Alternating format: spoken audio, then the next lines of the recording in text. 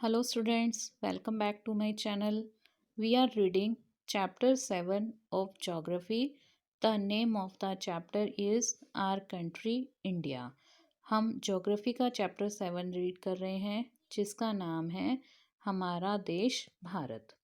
Previous video में हमने read किया कि हमारी इंडिया के नॉर्थ में हिमालय है, साउथ में इंडियन ओशियन है, ईस्ट में बे ऑफ बंगाल है और वेस्ट में अरेबियन सी है। इसमें हमने इंडिया का एरिया देखा कि हमारे इंडिया का एरिया कितना है, that is 3.28 million square kilometre. हमने एक्सटेंट के बारे में रीड किया कि ईस्ट टू वेस्ट और नॉर्थ टू साउथ हमारा एक्सटेंशन कितना है, इसके बारे में हमने देखा कि हमारे इंडिया में बहुत सारे माउंटेन्स हैं, ग्रेट इंडियन डेजर्ट्स हैं, नदर्न प्लेन्स हैं, अनइवन प्लेटू सरफेस हैं, कोस्टल एरियाज़ हैं और आइलैंड हैं। इतनी सारी वैरायटी होने के बावजूद भी हम लोग एक नेशन में बंधे हुए हैं। हमारी इंडिया की जो पॉपुलेशन है वो 120 करोड़ है और चाइना के बाद पॉपुलेशन के बेस पर हमारी इंडिया का सेकंड नंबर आता है। मीन्स हमारी कंट्री सेकंड नंबर पर है because of population after China. उसके बाद हमने रीड किया लोकेशनल सेटिंग्स कि हम टाइम को कैसे मेज़र करते हैं। हमारा जो टाइम है वो हम इंडियन स्टैंडर्ड टाइम के अकॉर्डिंगली मेज़र करते हैं। इसमें जो है 2 आवर्स का डिफरेंस होता है। सपोज़ अगर ईस्ट में जो सन है वो 2 घंटे पहले राइज करता है बजाय कि वेस्ट के, तो हमारे जो देश में टाइम का डिफरेंस है वो हम 2 आवर्स लेकर चलते हैं। इसके बाद हमने रीड किया इंडियंस नेबर्स की, हमारे जो पड़ोसी देश हैं, नेबरिंग कंट्रीज़ हैं, उसके बारे में हमने रीड किया। इसमें देखो मैप में आपको दिखाया गया है पाकिस्तान, अफ़गानिस्तान, नेपाल, चाइना, भूटान, बांग्लादेश और म्यांमार, इन नेबरिंग कंट्रीज़ के बारे में हमने रीड किया। उसके बाद हमने देखा अपना political structure means political and administrative division के बारे में रीड किया। इसमें हमने स्टेट्स और यूनियन टेरिटरीज़ के बारे में देखा कि हमारे इंडिया के स्टेट्स कितने हैं। 28 स्टेट्स हैं और 9 यूनियन टेरिटरीज़ हैं। तो आज हम स्टार्ट करेंगे पॉलिटिकल आज हम स्टार्ट करेंगे फिजिकल डिवीज़न से। तो फिजिकल डिवीज़न में देखिए, India is marked by a diversity of physical features such as mountains, plateaus, plains, coastal and island. अब जो इंडिया है उसमें पाए जाने वाले फिजिकल फीचर्स में भी वैराइटीज़ देखने को मिलती हैं। जैसे यहाँ पर बहुत सारे माउंटेन्स हैं, प्लेट्यू हैं, प्लेन्स हैं, कोस्टल एरियाज़ हैं और आइलैंड हैं। Standing as sentinels in the north are the lofty snow capped Himalayas. अब नॉर्थ की अगर हम बात करते हैं तो नॉर्थ में बर्फ़ से ढका हुआ हिमालय है। हिम प्लस आलय means the adobe of snow, और हिमालय को हम 2 पार्ट्स में डिवाइड करें, हिम प्लस आलय, इसका मतलब क्या है, एडोब ऑफ स्नो मीन्स बर्फ़ का घर। इस हिमालय को हम बर्फ़ का घर भी कहते हैं। The Himalayan mountains are divided into 3 main parallel ranges, और जो हिमालयन माउंटेन्स हैं उसको 3 पैरेलल रेंजेस में डिवाइड किया गया है। The northern most is the great Himalaya और हिमाद्री। जो नदर्न मोस्ट पार्ट है उसको हम बोलते हैं ग्रेट हिमालय या हिमाद्री बोलते हैं। The world's highest peaks are located in this range, और जो सबसे बड़ी हाईएस्ट पीक है, संसार की जो सबसे ऊंची चोटी है वो कहाँ पर है, इसी ग्रेट हिमालय में है। इसको हम हिमाद्री भी कहते हैं, ग्रेट हिमालय या हिमाद्री। तो सबसे highest peak of the world जो है वो इसी रेंज में है। नेक्स्ट आती है मिडल हिमालय और Himachal, lies to the south of Himadri. अब जो मिडल हिमालय है जिसको हम हिमाचल भी कहते हैं वो हिमाद्री के साउथ में है। Many popular hill stations are situated here, और बहुत सारे हिल स्टेशंस यहाँ पर सिचुएटेड हैं। कौन कौन से हिल स्टेशन, जैसे यहाँ पर मनाली है, कुल्लू, मसूरी, शिमला और नैनीताल, ये 5 हिल स्टेशंस हैं जो यहाँ पर सिचुएटेड हैं। Find out the names of 5 hill stations. अब 5 हिल स्टेशंस के नाम आपने बताने हैं कि कौन कौन से 5 हिल स्टेशंस हैं यहाँ पर जो मैंने अभी आपको बताए। अ, मनाली, कुल्लू, मसूरी, शिमला और नैनीताल। उसके बाद आते हैं the Shivalik is the southern most range. और जो शिवालिक है वो सदर्न मोस्ट रेंज है, मतलब वो साउथ में है। तो एक बार हम इसको डायग्राम से देख लेते हैं, अपने मैप से देखते हैं। ये देखिए, ये हमारा नदर्न मोस्ट पार्ट है। इसमें देखिए जो नॉर्थ साइड पे है वो ग्रेट हिमालय आपको शो हो रहा होगा। उसके नीचे साउथ में आएगा आपका मिडल हिमालय, और इसके नीचे आती है Shivalik.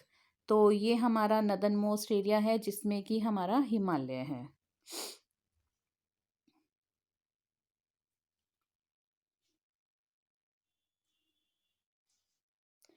The northern Indian plains lie to the south of the Himalayas. अब जो नदर्न प्लेन्स के साउथ में हिमालय है, नदर्न इंडियन प्लेन्स हैं, उसके साउथ में हिमालयाज हैं। They are generally level and flat. ये जनरली कैसे हैं? लेवल में हैं और फ्लैट है, मीन्स प्लेन और समतल हैं। These are formed by the alluvial deposits laid down by the rivers, the Indus, the Ganga, the Brahmaputra and their tributaries।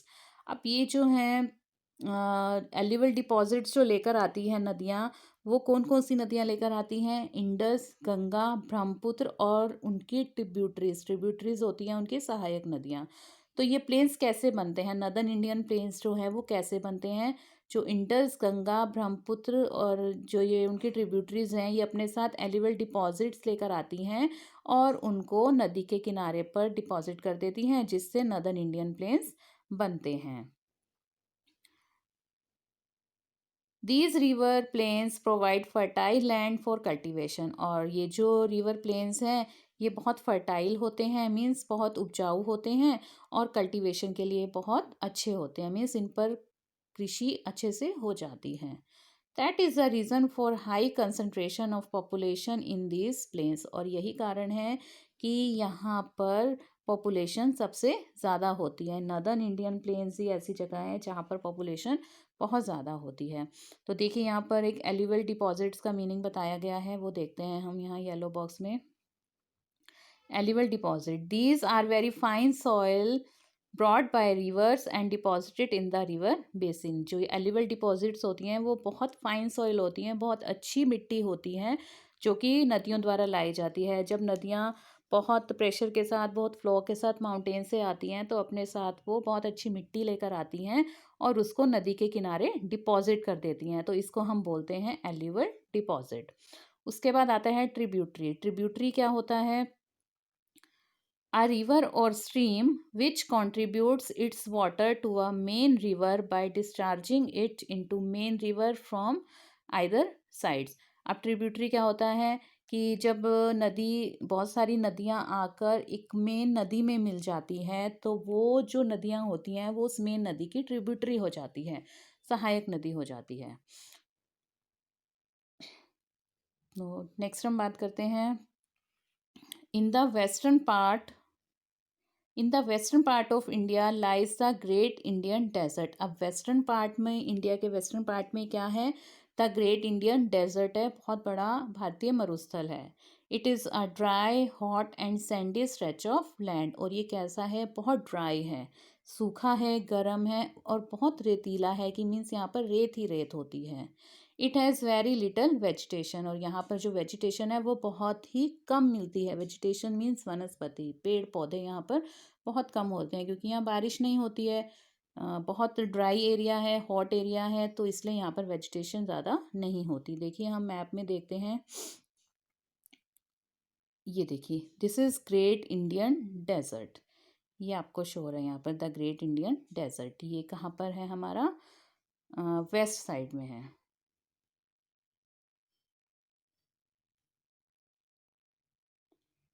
Next आता है to the south of northern plains lies the peninsular plateau. अब northern planes के south में क्या है? Peninsular प्लेटू है। अब peninsular का मीनिंग आपने पीछे रीड किया कि पेनिनसुलर क्या होता है? ऐसा पीस ऑफ लैंड जो 3 साइड से पानी से घिरा हुआ होता है उसको हम कहते हैं पेनिनसुलर। तो जो हमारा नदर्न प्लेन्स के साउथ में पेनिनसुलर प्लेटू है, it is triangular in shape. और ये कैसा है, शेप इसकी कैसी होती है, प्लेटू की ट्रायंगुलर शेप होती है। The relief is highly uneven, और जो इसका धरातल है वो अनइवन होता है, मीन्स ऊंचा नीचा होता है। This is a region with numerous hill ranges and valleys, और ये एक ऐसा रीजन है जहाँ पर बहुत सारी हिल्स हैं और वैलीज हैं। Aravalli hills, one of the oldest ranges of the world, border it on the north west side. अब जो अरावली हिल्स है वो क्या है, सबसे पुरानी रेंज है, वर्ल्ड की सबसे पुरानी रेंज है, जो कहाँ पर है, नॉर्थ वेस्ट साइड पर है। The Vindhyas and the Satpuras are the important ranges, इसके साथ साथ विंध्यास और सतपुड़ा की रेंजेस हैं वो भी बहुत इंपॉर्टेंट हैं। The rivers Narmada and Tapi flow through these ranges, और इन रेंजेस से कौन कौन सी नदियाँ फ्लो करती हैं, नम्रदा और Tapi. These are west flowing rivers that drain into the Arabian sea. अब ये नम्रदा और तापी कौन सी साइड पे फ्लो करती हैं, वेस्ट फ्लोइंग रिवर्स, ये वेस्ट साइड पर फ्लो करती हैं रिवर्स, और अरेबियन सी में जाकर मिल जाती है, क्योंकि वेस्ट में हमारा कौन सा सी आता है, अरेबियन सी आता है। तो नम्रदा और तापी रिवर फ्लो करती हुई अरेबियन सी में मिलती है। द वेस्टर्न घाट और Sahyadris border the plateau in the west and the eastern ghat provide the eastern boundary. अब जो वेस्टर्न घाट है जिसको हम सह्याद्री भी बोलते हैं, वो प्लेटू है वेस्ट में, और जो ईस्टर्न घाट है वो है ईस्टर्न बाउंड्री पर। While the western ghats are almost continuous, जबकि जो वेस्टर्न घाट है वो कॉन्टीन्यूअस है, मीन्स वो लगातार हैं। And the eastern ghats are broken and uneven, और जो ईस्टर्न घाट है वो टूटे हुए हैं और अनइवन हैं। The plateau is rich in minerals like coal and iron और जो मिनरल्स होते हैं वो, सॉरी, जो प्लेटूज होते हैं वहाँ पर बहुत ज़्यादा मात्रा में मिनरल्स पाए जाते हैं, जैसे कि कोल हो गया या आयरन और हो गई। तो देखिए इसको हम मैप के थ्रू देखते हैं। सबसे पहले हम बात करेंगे अपनी हिल्स की, पेनिनसुलर प्लेटू की। तो देखिए यहाँ पर पेनिनसुलर प्लेटू जो दिखाया गया है, एक तो डेक्कन प्लेटू है जो कि सबसे बड़ा प्लेटू है, और इसके साथ देखिए कई रेंजेस जा रही हैं, विंध्यास रेंज है, सतपुड़ा रेंज है, ओके। और यहाँ नम्रदा और तापी रिवर दिखाई गई है जो कहाँ पर ड्रेन होती है, अरेबियन सी में, मीन्स जो अरेबियन सी में जाकर मिलती है। उसके बाद हमने बात की वेस्टर्न घाट और ईस्टर्न घाट की। तो देखिए यहाँ पर वेस्टर्न घाट दिखाया गया है जो वेस्ट साइड पर है, एंड दिस इज़ ईस्टर्न घाट। तो वेस्टर्न घाट जो है वो कॉन्टिन्यूअस होता है, मीन्स वो बिल्कुल स्ट्रेट होता है, कहीं से टूटा हुआ नहीं होता। लेकिन जो ईस्टर्न घाट है वो टूटा हुआ और अनइवन है, ठीक है। तो ये था हमारा ईस्टर्न घाट और वेस्टर्न घाट।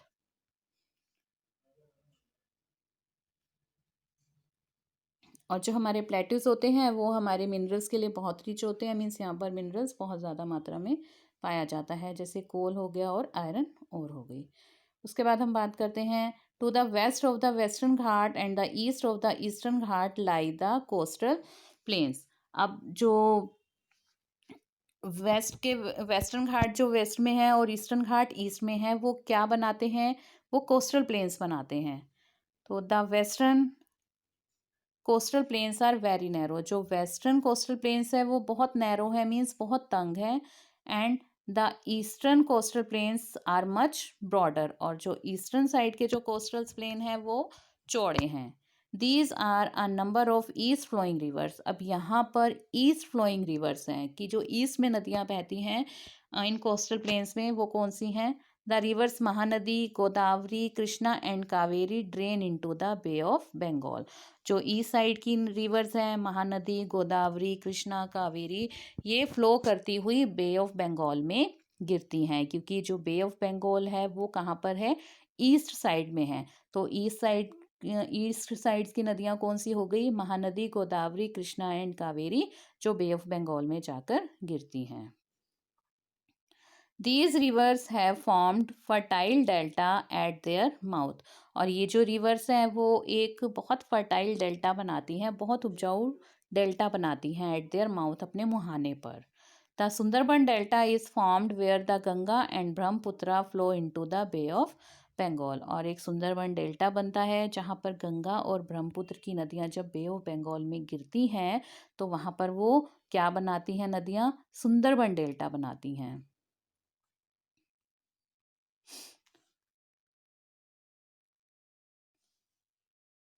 देखिए यहाँ पर ये दिया हुआ है, do you know the Ganga and the Brahmaputra form the world's largest delta. जो भी आपने रीड किया कि गंगा और ब्रह्मपुत्र जो है वो एक वर्ल्ड का बहुत सबसे बड़ा डेल्टा बनाती है जिसको हम बोलते हैं सुंदरबन डेल्टा।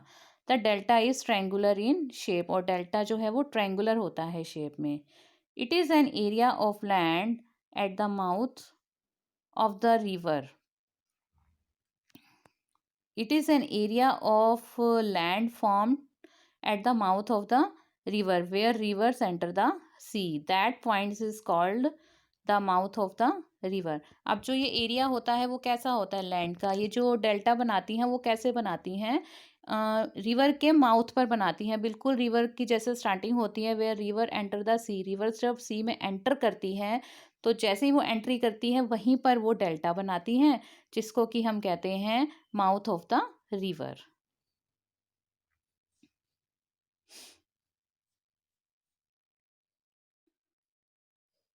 नेक्स्ट आता है the groups of islands. Two groups of island also form part of India. अब इंडिया का पार्ट है, दो ग्रुप्स ऑफ आइलैंड इंडिया के पार्ट्स हैं। कौन कौन से हैं वो two groups of islands? Lakshadweep islands are located in the Arabian sea. जो लक्षद्वीप आइलैंड है वो अरेबियन सी में लोकेटेड है। दीज आर कोरल आइलैंड्स, इनको हम बोलते हैं coral islands, located off the coast of Kerala, और जो केरला के तट से थोड़ी सी दूर हैं। नेक्स्ट आता है island Andaman and Nicobar.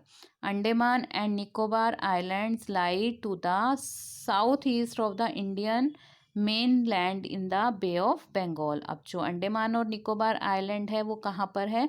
Bay of Bengal में है।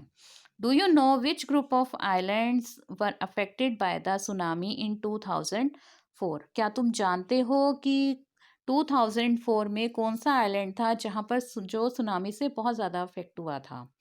Find out through newspaper reports and by speaking to the people how in different ways people faced this challenge when tsunami struck the Indian coast. तो न्यूज़पेपर रिपोर्ट से और लोगों से बातचीत के ज़रिए ये पता लगाओ कि जब सुनामी इंडियन कोस्ट से टकराई थी तो लोगों ने अलग अलग तरीक़ों से कैसे इस चुनौती का सामना किया था। तो सुनामी क्या है? Tsunami is a huge sea wave generated due to an earthquake on the sea floor. Tsunami क्या है? एक विशाल समुद्री तरंगे हैं जो समुद्र तल पर भूकंप के कारण उत्पन्न होती है। मीन्स जब समुद्र में भूकंप आता है, समुद्र में अर्थक्वेक आता है तो बहुत बड़ी बड़ी समुद्री लहरें उत्पन्न होती हैं जिसको क्या कहा जाता है? सुनामी कहा जाता है। अब इसके बाद एक आता है कोराल्स। कोराल्स क्या होते हैं? देखिए यहाँ बॉक्स में दिया हुआ है corals. Corals are skeletons of tiny marine animals called polyps. अब कोराल्स जो होते हैं स्केलेटन होते हैं किसके? टाइनी मराइन, छोटे छोटे सी एनिमल्स होते हैं। मराइन एनिमल्स मीन्स सी एनिमल्स, जो समुद्र में रहते हैं एनिमल्स, उनके छोटे छोटे स्केलेटन्स होते हैं जिनको कि पॉलिप्स कहा जाता है। When the living polyps die their skeletons are left. जब जो ये पॉलिप्स होते हैं ये मर जाते हैं तो इनके स्केलेटन बच जाते हैं। Other polyps grow on top of the hard skeleton which grows higher and higher thus forming the coral island. और जब ये पॉलिप्स जो हैं मर जाते हैं तो दूसरे पॉलिप्स जो हैं इनके ऊपर बहुत ज़्यादा इनके ढांचों पर उगने लग जाते हैं और वो उगते उगते इतने ऊंचे हो जाते हैं कि वो एक क्या बना लेते हैं? कोरल आइलैंड बना लेते हैं।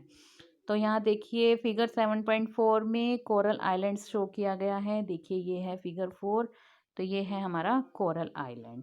ठीक है, और ये कैसे बनते हैं कि जब समुद्री जो एनिमल्स होते हैं वो मर जाते हैं, जो उनके स्केलेटन्स बचते हैं उनको पॉलिप्स कहा जाता है, और इन्हीं स्केलेटन्स पर और दूसरे और हार्ड स्केलेटन्स बनते जाते हैं और वो बहुत ऊंचे हो जाते हैं जिससे कोरल आइलैंड बनता है।